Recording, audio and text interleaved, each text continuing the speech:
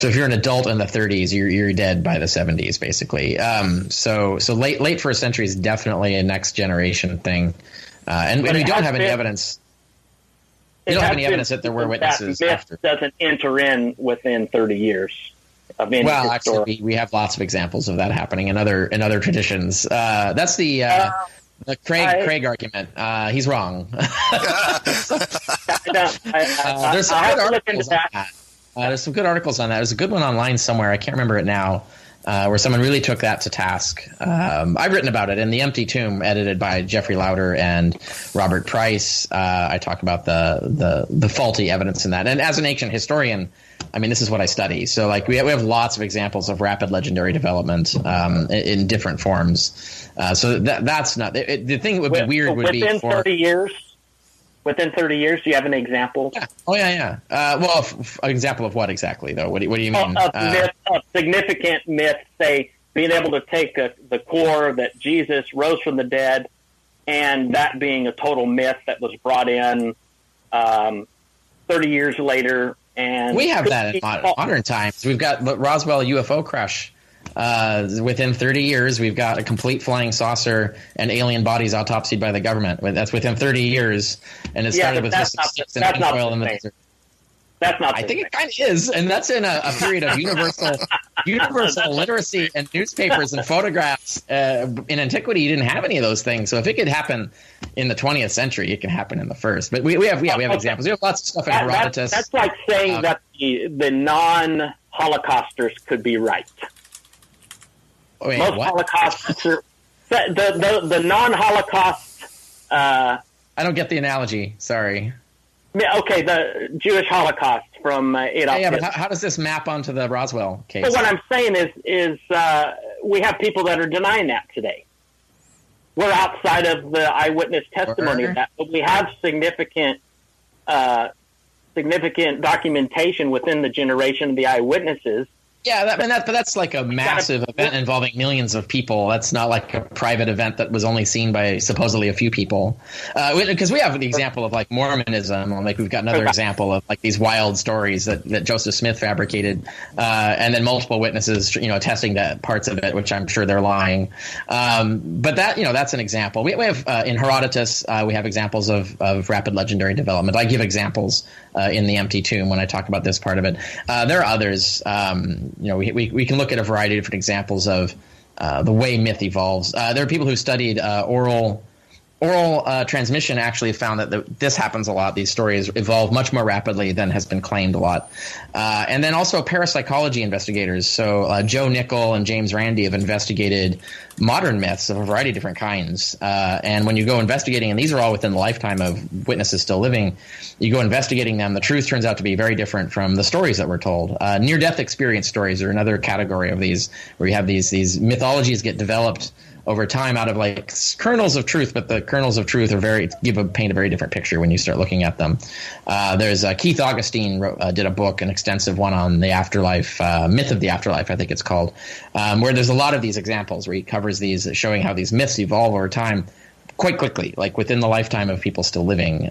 So if that can happen in modernity, it was much more easily happening in antiquity, where you had mostly illiteracy, very little access to documents, no photographs, no newspapers, and then much more credulous. But are we talking about the same kind of situation that Bailey speaks about, in the sense that there was a teacher, there were students, and these students held on to holy tradition by memorizing what the teacher said? Well, that's the thing. It's right that there. has turned into myth within 30 years. But you're assuming that's the case. If there are myths, then that didn't happen, right? So you have to understand, if you're comparing the alternative hypothesis, you have to credit the alternative hypothesis and work it out and say, like, what would be the case if the alternative hypothesis is true? The alternative hypothesis is that there wasn't an oral tradition, that there wasn't this thing passed on by eyewitnesses. So if you grant that wasn't the case, then of course you could have this wild mythology develop within 30 years. Obviously, yes, if there's some sort of real controlled if you get rid of the facts, you could. Yeah, but that's not a fact. That's hypothesis, right? That there was an oral tradition that was policed is a hypothesis. We actually don't have any direct evidence because we have no information about what was going on in the 30 years between the death of Jesus and the Gospels. We don't have. It's actually a phenomenon still in the Eastern cultures today. It's a phenomenon that's around today. You mean the oral transmission stuff? Yeah. The Eastern culture, that's the nature of the Eastern culture. Look at Whedon and some of the other people who've actually studied oral transmission. It doesn't go the way you think. The reality is oral transmission evolves. No, it rapidly evolves and easily changes. Yeah, and but when there's a teacher, a student, and a core of teaching, it doesn't happen that quick. Socrates. If about policing if there's some sort of traditional unit that's policing the tradition, that's the hypothesis, not the fact. You need to prove that actually existed. We don't have any evidence that actually existed. That's exactly the issue that's at stake here. We do with rabbinic Judaism, but Christianity isn't rabbinic Judaism. But they were Jews. Only had reliable transmission for the Mishnah. Paul was a rabbi.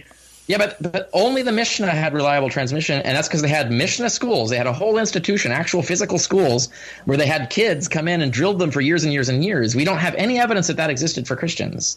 You see the difference, right? There's we have it in the we have evidence for the Mishnah schools. We don't have evidence for any comparable institution in Christianity, which makes the assumption that there was such an institution a hypothesis, not a fact. Right? You need facts. I get what you're saying there, certainly. Yeah, I get what you're saying there. Yeah, but what I'm saying is that the competing hypothesis is that there wasn't, right? So your two hypotheses are that there was and that there wasn't, and that's what you're testing. And we just don't have evidence to decide this, direct evidence from the period in which we're concerned as to what was going on. No one's telling us what's going on in the Christian community in those 30 years. We don't have data, unlike we do for Mormonism, for example. We have really good documentation for early Mormonism.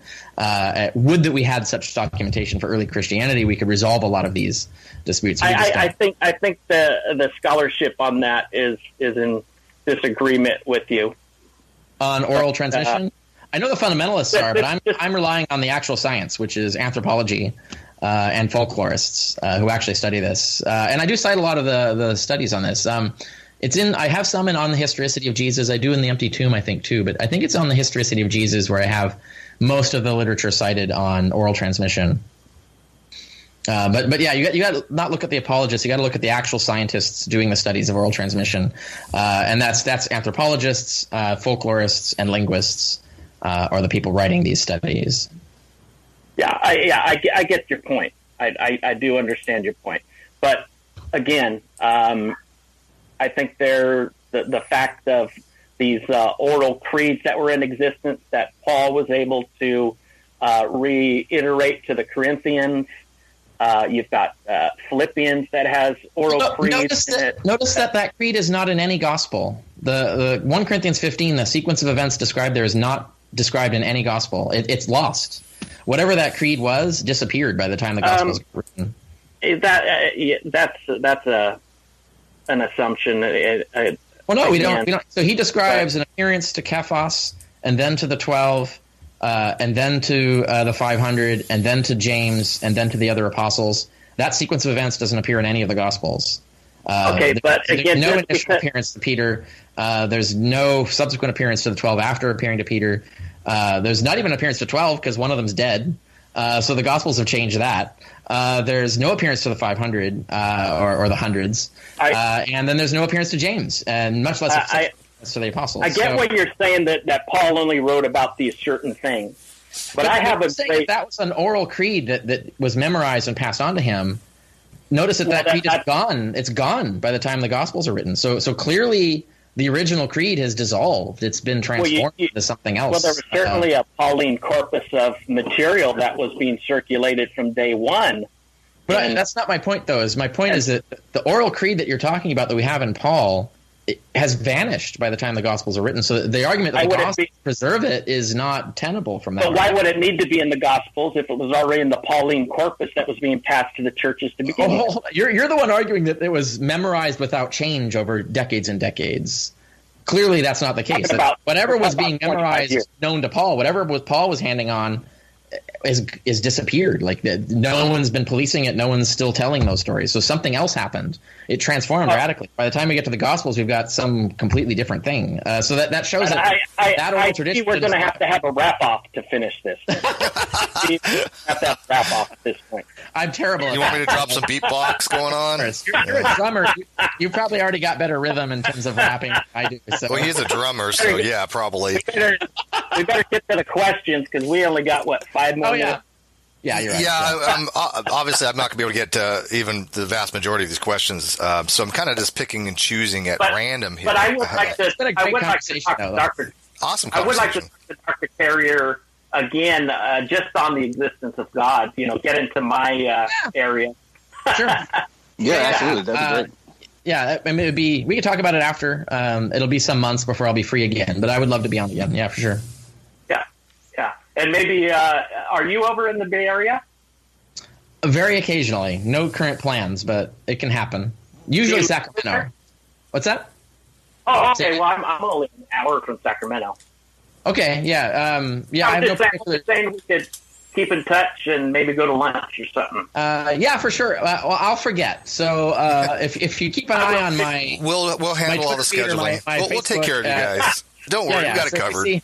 Okay, yeah. Look at this bromance. Yeah, someone has to ask me and say, "Oh, I saw you're announcing that you're going to be in Sacramento. Hey, do you want to hang out for lunch?" And then I'll go, "Oh yeah, for sure." Otherwise, I have too many people. I can't keep track of everyone. He's a popular guy, is what he's saying. I have so many friends. I did meet your buddy David Fitzgerald, though. Right? Yeah, he's in the Bay Area. Mm-hmm. Yeah, he came over, and I kind of, secretly came into the atheist party they were having there. Right. Okay. And I wanted to check the animal sacrifices and all the black magic, Satan worship that was going on in there. I stuck in. Yes. Right. Well, I think this was a great discussion, and I think it is definitely time to start wrapping it up. I want to thank both of you for coming in. I know these events take some planning, and Kenny, thank you very much for coming in last minute. Obviously, we had some things are changing, but Richard was with us the entire time. He definitely kept in touch with us, and so I want to thank both you guys for scheduling this to fit into your day-to-day. I know a lot of things had changed from our original plans, but I think this worked out exceptionally well. So I'm gonna toss this back to Kyle here. He's going to kind of take us out, and we'll figure out a way to arrange you guys having another discussion about God in a couple months or so when Richard's a little more free. But Kyle, you want to take us out? Because I got the Twitter at 4 a.m. this morning, and I just happened to see it when I rolled over in bed. I'm now messaging you like 4 a.m. I need somebody for Dr. Carrier. Help me. We totally know what we're doing. But yes, I echo Steve's thanks for you guys coming in. It was a fantastic discussion. Just a reminder to everyone, tomorrow at 7 we have the discussion between Aaron Ra and Kent Hovind. That's going to be Dr. Carrier mentioned earlier at the beginning that not all discussions or talks can go very smoothly or gentlemanlike, and tomorrow will be a great example of that. So we're going to give you we're going to give you both a dichotomy of how to have not so great a conversation tomorrow. I think it'll be a good conversation. Oh, it'll be awesome. This week we're going to kind of show you both sides. So you got the gentlemen tonight, and tomorrow you'll get the brawlers. Exactly. This is the scalpel. Tomorrow it's the hammer. So. Yeah. Also, we are starting to do a new segment each week with Pamela Whistle. She is the membership director of American Atheists. She's been on a couple times, but we're going to be doing a segment called What the Mail, where Pam will come on once a week and read all the hate mail and play voicemails that she gets from the American Atheists. Yeah. So that's going to be a really cool thing that we'll do once a week. And then Saturday, we're going to do another live event. It's going to be kind of impromptu for our ad hominem spinoff that we do. But we're going to actually have a flat Earth discussion on Saturday, and that's going to be with Kirsten Banks, who is an astronomy educator at the Sydney Observatory. She's awesome. We actually, nice. so that's going to be a really good talk, I think, and you'll get to definitely see something entertaining. So join us for that. If you feel like being a part of the show and deciding what kind of topics that we talk about and getting access to first questions and getting the podcast actually a day early, you can support